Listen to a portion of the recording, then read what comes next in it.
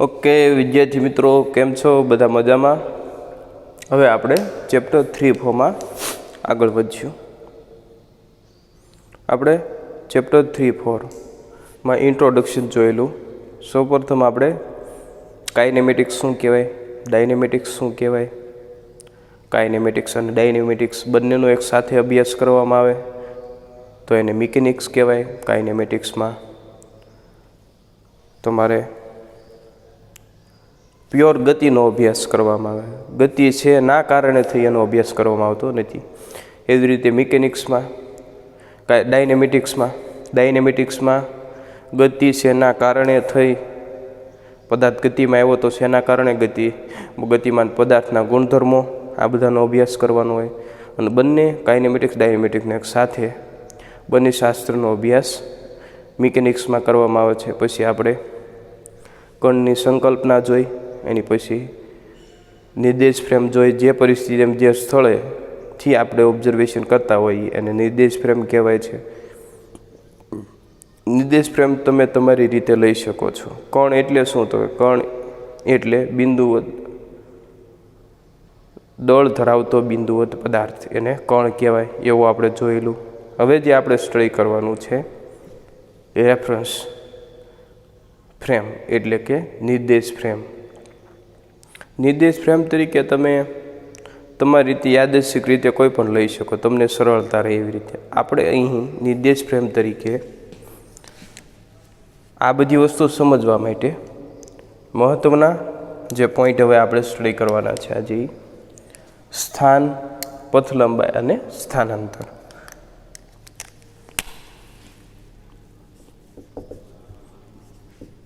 સ્થાન, પથ લંબાઈ અને સ્થાનાંતર.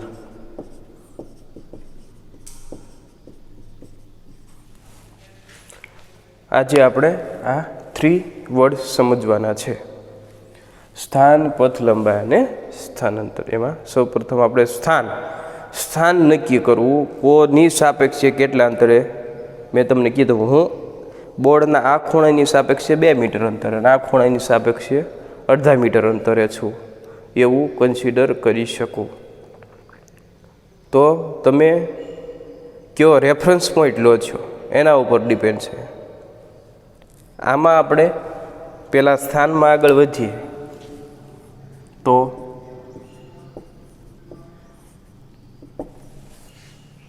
હું રેફરન્સ પોઈન્ટ તરીકે ઉદ્ગમ બિંદુ લઈશ.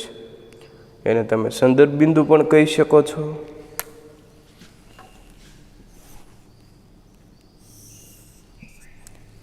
એમાં સરળતા ખાતર એકબીજાને લંબ હોય એવી 3 અક્ષો લઈશ.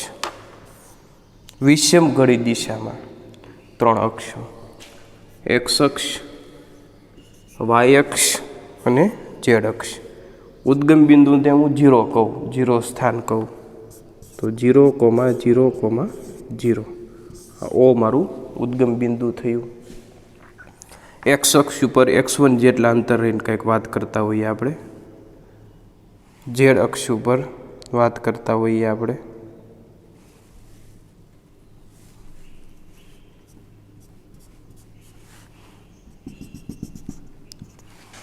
તો x1 જેટલા અંતરે એક બિંદુની વાત કરતા, ઝેડ અક્ષ ઉપર Z1 જેટલા અંતરે છે, વાય અક્ષ ઉપર Y1 જેટલા અંતરે છે. ઉદ્ગમ બિંદુથી Y1 જેટલા અંતરે છે. તો આ પોઈન્ટ છે એને મારે દર્શાવવો હોય તો એ ઉદ્ગમ બિંદુની સાપેક્ષે અક્ષ ઉપર x1 અંતરે છે, વાય અક્ષ ઉપર Y1 અંતરે છે અને ઝેડ અક્ષ ઉપર Z1 અંતરે છે એવું કહેવાય. ત્યાંથી કંઈક અહીંયા આ એ બિંદુ કહેતો કંઈક બી બિંદુએ જાય તો પણ ત્યાં પણ x2, y2, z2 થશે. અહીંયા મેં રેફરન્સ તરીકે ઉદ્ગમ બિંદુ ઓ લીધેલું છે. એની સાપેક્ષે મારે આ એ પોઈન્ટ કેવું હોય તો એ પોઈન્ટ એક્સ અક્ષ ઉપર x1 જેટલા અંતરે, વાય અક્ષ ઉપર y1 જેટલા અંતરે, ઝેડ અક્ષ ઉપર z1 જેટલા અંતરે છે. તો એમ કેવું હોય એક્સ અક્ષથી, વાય અક્ષથી, ઝેડ અક્ષથી ત્રણેથી આટલા અંતર એને બદલે હું x1, y1, z1 કહી દઉં એટલે એનો મતલબ એવો થાય કે ઉદ્ગમ બિંદુની સાપેક્ષે એ એનું સ્થાન દર્શાવે છે. જેમ કે આપણે આ પૃથ્વીની અંદર અક્ષાંશ અને રેખાંશથી કોઈ પણ સ્થળ અક્ષાંશ અને રેખાંશથી જણાવાય. અક્ષાંશ અને રેખાંશ, અક્ષાંશ તમારું વિષુવવૃત્તથી મપાતું હોય, રેખાંશ તમારું ધ્રુવથી મપાતું હોય. ધ્રુવના કેન્દ્રથી મીન્સ કે પૃથ્વીના કેન્દ્રથી વિષુવવૃત્ત બાજુ જેમ હો એમ તમારું અક્ષાંશ અને રેખાંશ. એવી જ રીતે પૃથ્વીના કેન્દ્રથી તમે ધ્રુવ બાજુ જાવ એમ અક્ષાંશ રેખાંશ બદલતા હોય છે.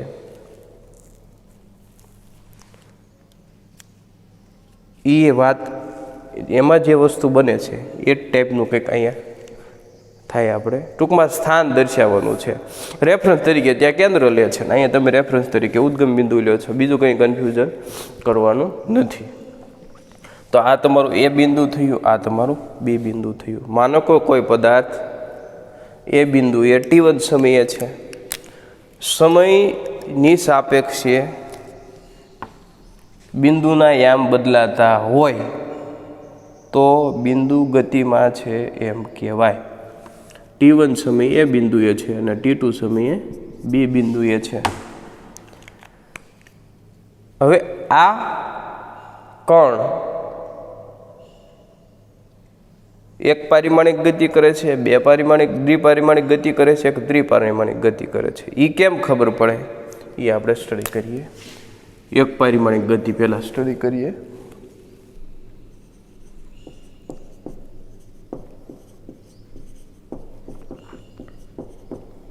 એક પારિમાણિક ગતિમાં શું હોય તો કે y1 અને z1 બે અચળ રહેતા હોય, પણ x1 તમારું x1 માંથી x2 કેવી રીતે બદલાતું હોય.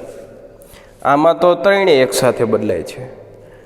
ત્રણેયના યામ બિંદુના ત્રણેય યામ બદલાતા હોય તેવી ગતિને ત્રિપારિમાણિક ગતિ કહેવાય. સમયની સાપેક્ષે, સમયને ખાસ આપણે ધ્યાનમાં સમયની સાપેક્ષે જ વાત કરવાની હોય છે આપણે. એટલે એક્સ એમ બદલાતો એનો મતલબ એક્સ અક્ષ ઉપર ગતિ થાય છે, એનો મતલબ કે એક પારિમાણિક ગતિ છે. સમયની સાપેક્ષે કોઈ પણ બિંદુના એક યામ બદલાતા હોય, જેમ કે ખાલી વાય યામ બદલાતો હોય, ખાલી ઝેડ યામ બદલાતો હોય, તો આવી ગતિને એક પારિમાણિક ગતિ કહે છે. સમયની સાપેક્ષે બિંદુના કોઈ એક યામ બદલાતા હોય. એક યામ એટલે આપણે એવું લઈએ એક્સ ઘટક, વાય ઘટક ને ઝેડ ઘટક. એક ઘટક બદલાતો હોય. સમયની સાપેક્ષે બિંદુનો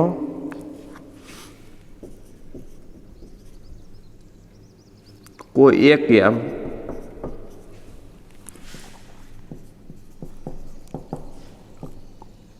એક્સ કે વાય કે પછી ઝેડ, એક્સ કે વાય કે ઝેડ,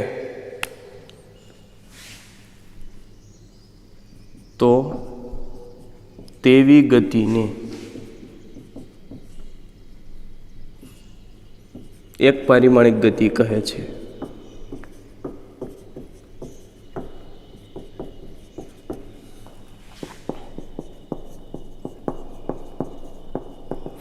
એવી જ રીતે સમયની સાપેક્ષે બિંદુના બે યામ એક્સ અને વાય બદલાતા હોય એક સાથે.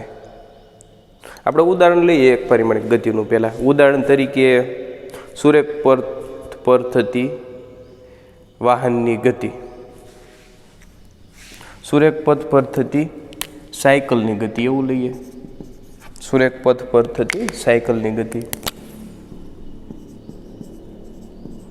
સુરેખ પથ પર થતી સાયકલની ગતિ. આ ગતિ થઈ તમારી એક પારિમાણિક ગતિ. બે દ્વિપારિમાણિક ગતિ એટલે બે આમ બદલાતા હોય. વ્યાખ્યા નથી લખતો પણ ડાયરેક્ટ ઉદાહરણ લખીએ દ્વિપારિમાણિક ગતિનું.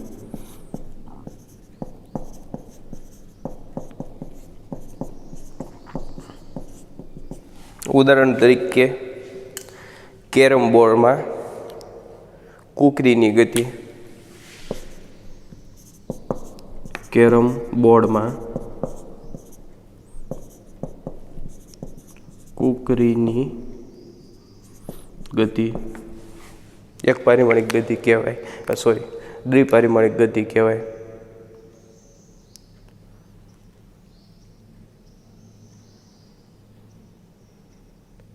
ત્રિપારિમાણિક ગતિ ત્રણેય આમાં બદલાતા હોય. ત્રિપારિમાણિક ગતિ સમયની સાપેક્ષ એક્સ વાય અને ઝેડ ત્રણેય બદલાતા હોય. ત્રિપારિમાણિક ગતિ.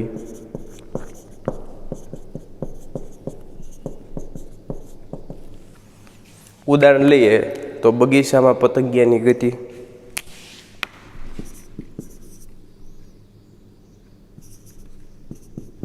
બગીચામાં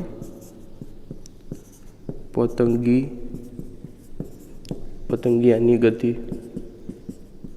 એના ત્રણેય આમ બદલાતા. ઇન શોર્ટ આપણે પૃથ્વીની વાત કરતા હોઈએ તો દક્ષિણ દિશામાં, ઉત્તર દિશામાં, એ તો સૂર્યપથ દક્ષિણ પૂર્વ, ઉત્તર પશ્ચિમ કે દક્ષિણ પશ્ચિમ આવી રીતે ગતિ તમારી થતી હોય તો દ્વિપારિમાણિક ગતિ પણ કહેવાય. ઉપર તરફે જતું હોય ને ઉત્તર દક્ષિણે જતું હોય તો એવી ગતિને કેવી કહેવાય? ત્રિપારિમાણિક ગતિ પણ કહેવાય. ઉત્તર પશ્ચિમ અને ઉપર તરફ બંને બાજુ ગતિ થતી હોય તો આ બધી વાત થઈ એક પારિમાણિક ગતિ, દ્વિપારિમાણિક ગતિ અને ત્રિપારિમાણિક ગતિ. હવે જે આપણે સ્ટડી કરવાનું છે એ પથ લંબાઈ અને સ્થાનાંતર. આપણે અત્યારે ત્રીજું ચેપ્ટર, ચોથું ચેપ્ટરમાં, ત્રીજા ચેપ્ટરમાં આપણે સુરેખ પથ ઉપર ગતિ લઈશું.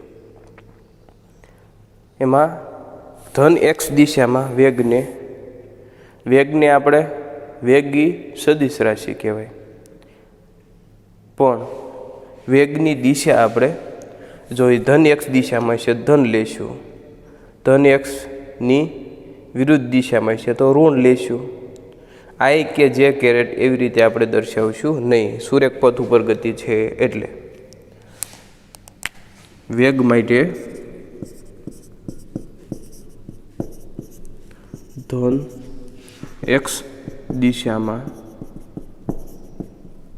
ગતિ, ધન એક્સ દિશામાં વેગની વાત કરીએ આપણે. વેગ ધન લેશું, વિરુદ્ધ દિશામાં ઋણ લેશું. ઋણ એક્સ દિશામાં ઋણ વેગ લેશું.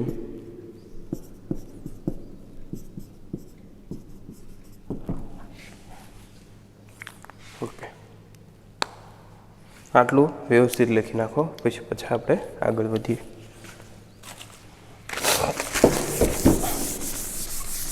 હવે જે આપણે સ્ટડી કરવાનું છે, પહેલાં તો સ્થાન દર્શાવી દઈએ કણનું અને સુરેખ પથ ઉપર જ ગતિનો અભ્યાસ કરવાનો છે આપણે. તો ઉદ્ગમ બિંદુ તો પહેલાં લઈશ જ હું અને એક જ આમ બદલીશું એટલે એક પારિમાણિક ગતિ થશે. ઉદાહરણ લઈએ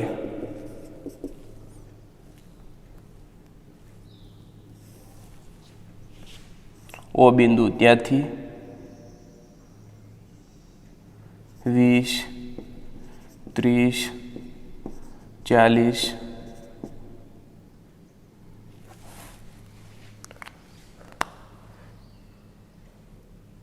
10-10 સ્લોટમાં લઈએ તો આપણને વધારે ઇઝી પડશે કેલ્ક્યુલેશન માટે.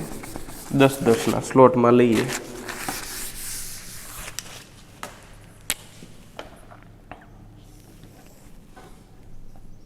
ઓ 10 મીટર, 20 મીટર, 30 મીટર,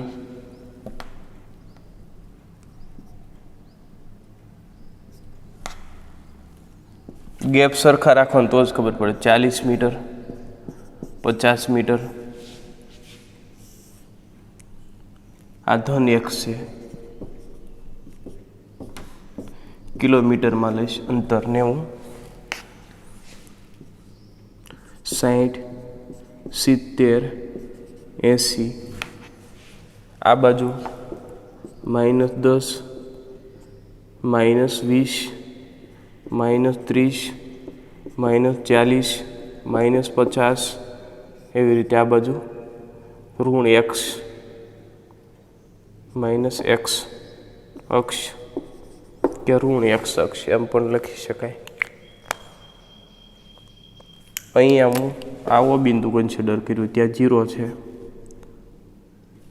અહીંયા એ બિંદુ લઈ લઉં, અહીંયા B, અહીંયા C બિંદુ લઈ લઉં. કોઈ એક કણ t1 સમયે એ બિંદુ ઉપર છે એવું લઈએ. આ સ્ટડી કરતાં પહેલાં આપણે વ્યાખ્યા જોઈ લઈએ. પથ લંબાઈ અને સ્થાનાંતરની વ્યાખ્યા જોઈ લઈએ. પથ લંબાઈ એટલે શું?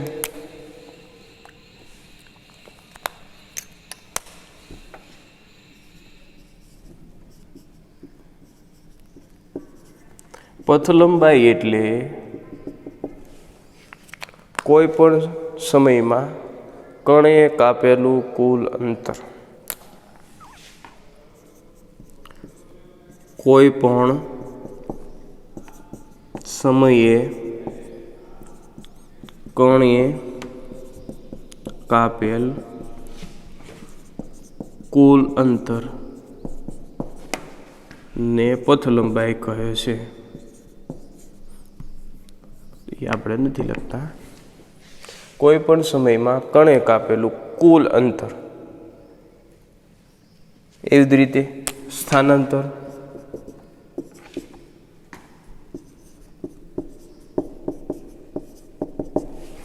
કોઈ પણ સમયે કણના સ્થાનમાં થતો ફેરફાર.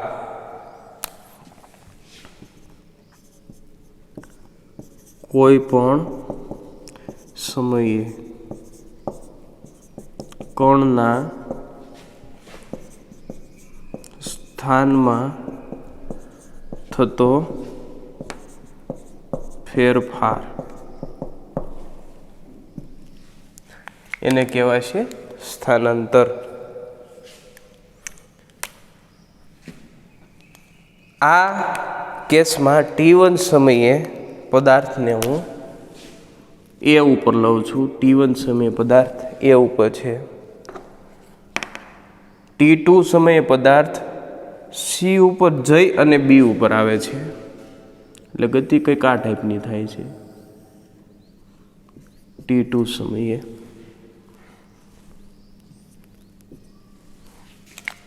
એટલે આ વળાંક લીધો છે એવું નથી કે ભાઈ આવી રીતે વળાંક, એ ત્યાંથી જ પાછો ફરે છે. આમ પાછું ઉપર જઈને પછી આવે એવું નથી કન્સિડર કરવાનું. અહીંયા B પાસે પહોંચે, C પાસે, C પાસેથી પાછો B પાસે આવી જાય છે એવું લેવાનું છે. તો જ્યારે કણ t1 સમયે બિંદુ પાસે છે, t2 સમયે C પાસે જઈને B બિંદુએ આવે છે, તો પથ લંબાઈ અને સ્થાનાંતર જોઈએ. તો પથ લંબાઈ કેટલી થશે? કણ t1 સમયે એ બિંદુ પર છે.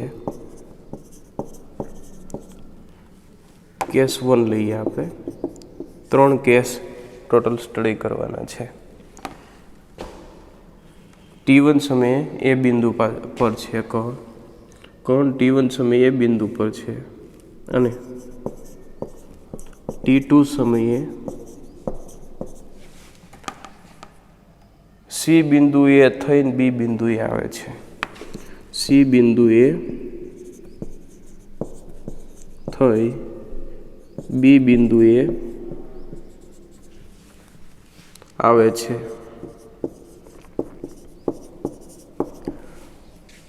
તો સમયગાળો કેટલો થાય?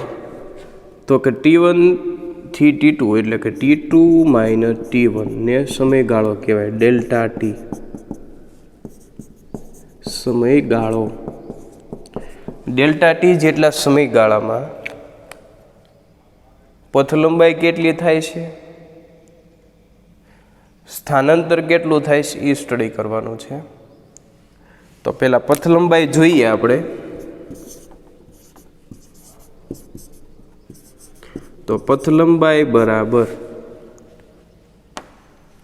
ઓલરેડી 20 મીટરે હતો, ત્યાંથી 80 જાય એટલે ટોટલ કુલ અંતર સી બિંદુએ પહોંચે ત્યાં સુધી કેટલું થયું? એટલે આપણે આવું લખી શકીએ કે એ સી પ્લસ બીસી આટલી પથ લંબાઈ થઈ. એસી એટલે 80 માઇનસ 20, બીસી 80 માઇનસ 40 બરાબર 60 પ્લસ 40 એટલે કે 100 કિલોમીટર પથ લંબાઈ થઈ. સ્થાનાંતર કેટલું થયું? સ્થાનાંતર જ્યારે પણ ગતિ સુરેખ પથ પર થતી હોય, કણની ગતિ જ્યારે સુરેખ પથ પર થતી હોય ત્યારે સ્થાનાંતર બરાબર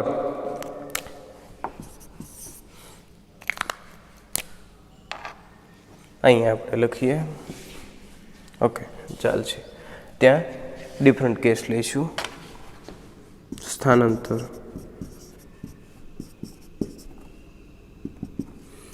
જ્યારે કોણ એક પારિમાણિક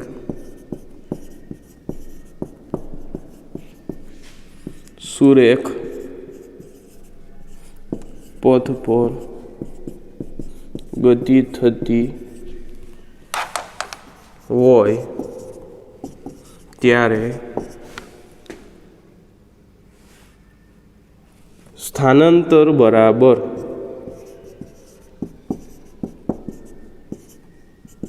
અંતિમ સ્થાન માઇનસ પ્રારંભિક સ્થાન. એ સૂત્ર વાપરવું. સ્થાનાંતર બરાબર અંતિમ સ્થાન માઇનસ પ્રારંભિક સ્થાન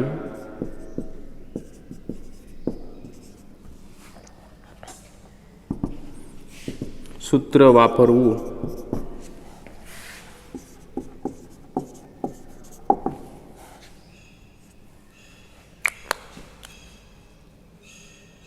તો સ્થાનાંતર આ કેસમાં શું થશે? સ્થાનાંતર અંતિમ સ્થાન માઇનસ પ્રારંભિક સ્થાન. અંતિમ સ્થાન તમારું થયું બી, પ્રારંભિક સ્થાન થયું તમારું એ. તો આપણે સ્થાનાંતર બરાબર લખવું હોય તો સ્થાનાંતર અંતિમ સ્થાન શું છે તમારું? બી એટલે કે 40. પ્રારંભિક સ્થાન તો કે 20 એટલે કે 20 કિલોમીટર થશે. 40 માઇનસ 20 એટલે 20 કિલોમીટર. આ પહેલો કેસ આપણને એવું દર્શાવે કે પથ લંબાઈ અને સ્થાનાંતર બંને ધન છે. પથ લંબાઈ સ્થાનાંતર ધન છે. સ્થાનાંતર ધન છે અને પથ લંબાઈ અને સ્થાનાંતર અલગ અલગ હોય. તારણ આ કેસ ઉપરથી પથ લંબાઈ અને સ્થાનાંતર અલગ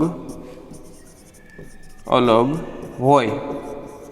બે તારણ, એક તો સ્થાનાંતર ધન છે, પથ લંબાઈ ધન છે. બીજું પથ લંબાઈ અને સ્થાનાંતર અલગ અલગ મૂલ્ય મળે. કેસ 2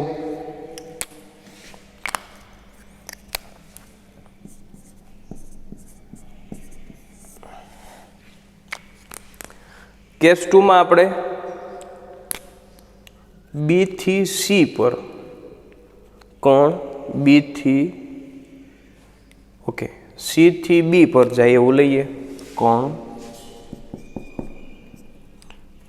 સી થી બી પર જાય ત્યારે પથ લંબાઈ શું થાય? તો પથ લંબાઈ બી થી સી જાય એટલે 80 - 40. 80 - 40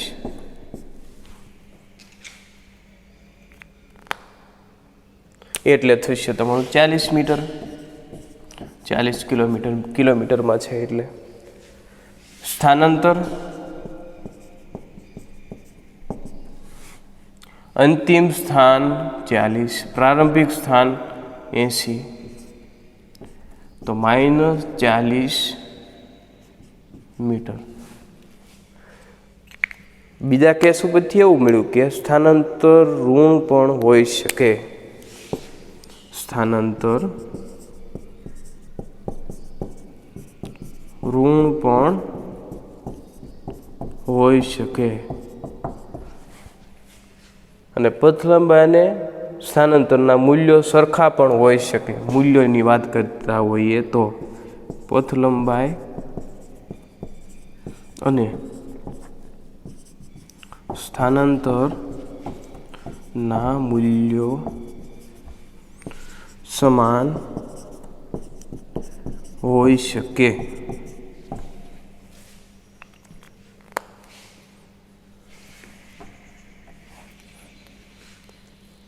હવે જે આપણે સ્ટડી કરવાનું છે કેસ 3.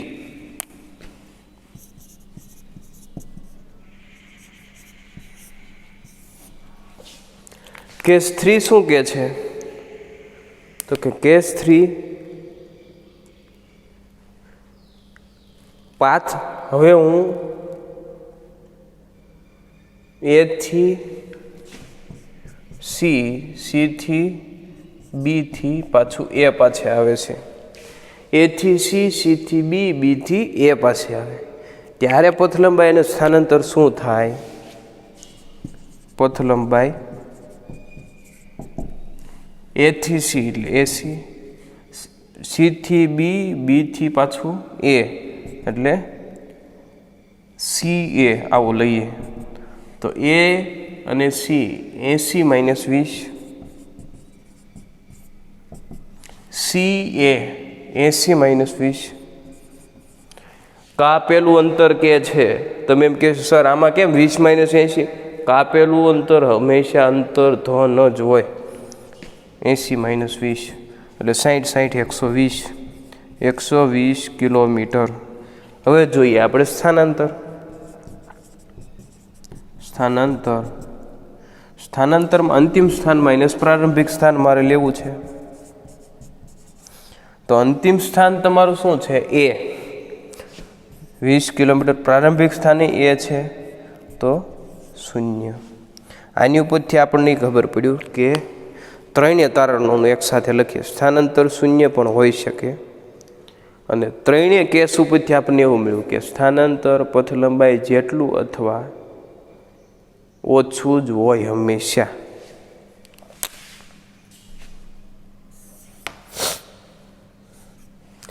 પેલું એમ લખીએ સ્થાનાંતર 0 પણ હોઈ શકે. સ્થાનાંતર 0 પણ હોઈ શકે.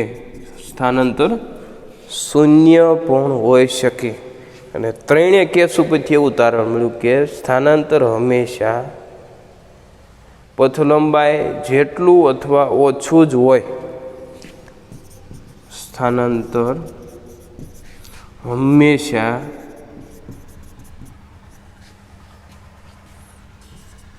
પથ લંબાઈ જેટલું અથવા તેનાથી ઓછું અને ઋણ હોઈ શકે.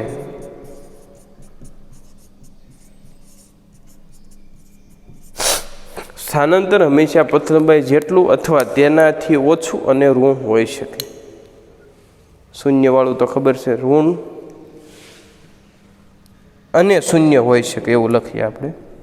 ઋણ એટલે બધા કેસમાં આવી જાય, ઋણ અને શૂન્ય હોઈ શકે, ઋણ અને શૂન્ય હોઈ શકે. ઓકે, આટલું વ્યવસ્થિત ડિટેલમાં લખી નાખો. પછી પાછા આપણે આગળ વધીએ.